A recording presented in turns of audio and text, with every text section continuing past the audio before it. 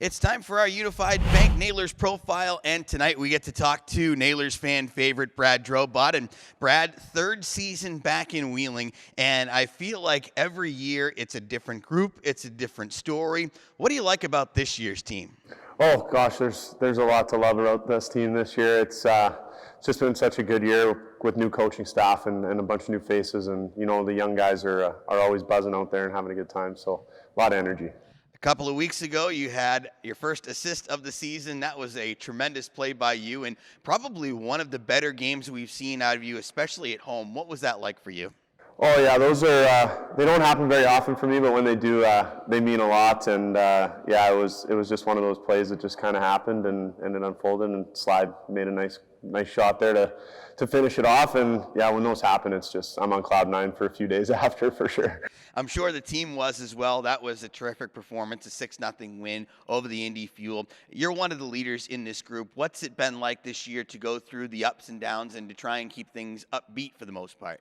Yeah, it's all about staying positive, especially with a younger group, and it's an emotional roller coaster the entire season. There's always ups and downs, and it's how you deal with the adversity and how you come out, and yeah, hopefully down the stretch here we string some wins together. We got a bunch of guys coming back off the injury reserve, and we should be buzzing.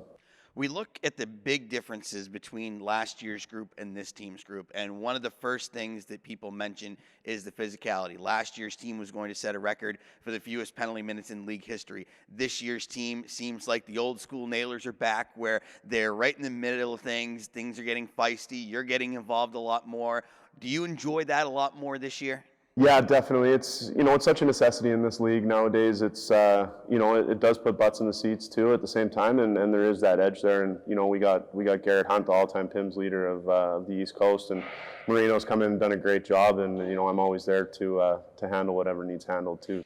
Yeah, what's that been like, the dynamic with the three of you? Because, boy, if you put a line together, like, look out below. But at the same time, you're kind of the guy in the middle where Hunt, like you said, all-time leader in penalty minutes. He's been around for so long. So do you look up to him? And then at the same time, does Marino, being a rookie, look up to you? Yeah, that's kind of how it works. Huntsy's been around for so many years, and he's fought every tough guy ever in this league and other leagues too. And, me and him have fought a bunch of the same guys. And with Marines, I think he's just kind of coming under our wing and just seeing how everything goes and how it works. And, he's going to get his fights because sometimes other people don't want to go with us. So he'll find his. But no, for sure, if there's ever a need for it and we all happen to be in the lineup and us three decide to get out there together, then look out. It's an art. You have to learn how to do it correctly. When you're teaching somebody like that, how much are you attacking or teaching the attacking side of it, and how much are you teaching the defending side of it?